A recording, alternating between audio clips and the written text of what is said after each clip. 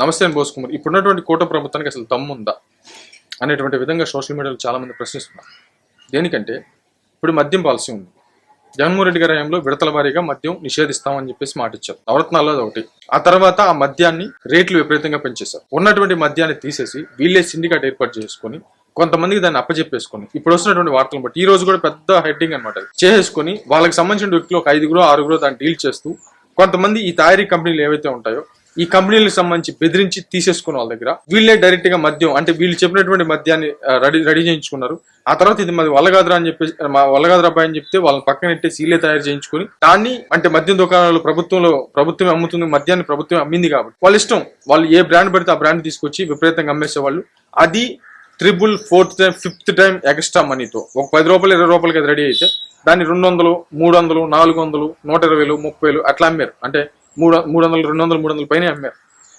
దాంట్లో లెక్కల్లో అయితే మాత్రం మొత్తం మద్యం వాళ్ళదే, షాపులు వాళ్ళే, మద్యం తయారీ వాళ్ళదే, డిస్ట్రిబ్యూషన్ వాళ్ళదే, ఆ తర్వాత దాన్ని కమిషన్ వాళ్ళే, ఎక్స్ట్రా అంటే పెంచేది వాళ్ళే. చివరికి అంటే ఇవన్నీ కూడా ఒక ప్రాసెస్ మొత్తం చేసింది వాళ్ళే, కానీ ఒక ప్రాసెస్ జరిగినట్టుగా. అంటే ఇది ఒక కంపెనీ, ఈ కంపెనీ నుంచి ఇలాగ డీల్ వచ్చింది అంటే దానికి ప్రూఫ్స్ ఉంటాయిగా. ఎప్పుడూ జరిగేటువంటి పద్ధతిలో ఇప్పుడు మీకు అర్థమైంది అనుకుంటాను. ఇప్పుడు ఒక ఫ్యాక్టరీ ఉంది, ఫ్యాక్టరీలో తయారయ్యి ఆ మద్యం దగ్గర నుంచి ఇప్పుడు మద్యం షాపులు ఏమంటాయో వాళ్ళ దగ్గర నుంచి ఆర్డర్ వెళ్తుంది. ఆ ఆర్డర్ వీళ్ళు తెచ్చుకుంటారు. వాళ్ళు ఏదో ట్యాక్స్లు ఏదో వాళ్ళు కట్టుకునే డబ్బులు ఏదో ఇచ్చేసుకుంటారు. ఇక్కడికి వచ్చిన తర్వాత వీళ్ళు అమ్ముకుంటారు. అమ్ముకున్న తర్వాత కస్టమర్కి వెళ్ళిపోతుంది. వీళ్ళు ఇప్పుడు వీళ్ళకి ఈ మామూలుగా ఈ మద్యం షాప్ రావాలంటే టెండర్లు పిలుచుకుంటారు. ఆ టెండర్లో వెళ్ళి పాల్గొంటారు. ఈ మద్యం షాప్ ఇదంతా ప్రాసెస్ కదా. ఈ ప్రాసెస్ ని క్రియేట్ చేశారు. ఇప్పుడు దృశ్యం సినిమాలో సెకండ్ డేని ఎలా క్రియేట్ చేశారు, అలాగే మద్యం విధానంలో మద్యం కుంభకోణం అంటున్నారు. మరి ఇప్పుడు వచ్చినటువంటి వార్తలను బట్టి అర్థమవుతుంది ఏంటంటే మొత్తాన్ని మద్యం విధానాన్ని క్రియేట్ చేశారు. ఏదో కంపెనీ ఉన్నట్టు, కంపెనీ వాళ్ళదే, మద్యం అంటే మద్యం షాపులు వాళ్ళే, సప్లైంగ్ వీళ్ళే, మద్యం సప్లై చేసేది వీళ్ళే.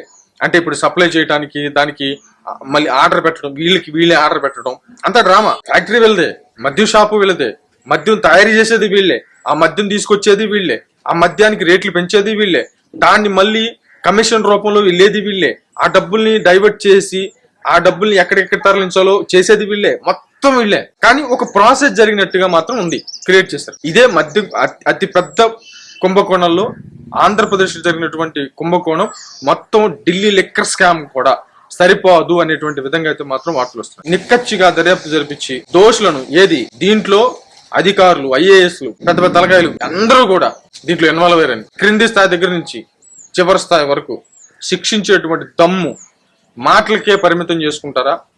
వీళ్ళందరినీ శిక్షించి మద్యం కుంభకోణాన్ని బయట పెడతారా, లేదా కొండను తవ్వి ఎలికిన పడతారా?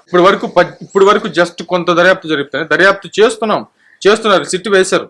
ఉన్నటువంటి ప్రభుత్వం సిట్టు వేశారు. ఇప్పటికీ 18,000 కోట్లు కుంభకోణం జరిగినట్లుగా మొత్తానికైతే ఇప్పుడు లెక్కలు ఇంకా డెప్త్ గా వెళ్తున్నాము. దర్యాప్తు విచారణ జరుగుతుంది. ఇంకెన్ని వేల కోట్లు వస్తే తెలియదు అనేటువంటి విధంగా అయితే మాత్రం మరి ఇప్పుడు చెప్తున్నారు, వార్తల్లో తెలుస్తుంది. మరి టోటల్ గా ఇప్పుడు ఏం తెలుస్తుంది? కూటమి ప్రభుత్వం మాటలకే పరిమితం అవుతుందా?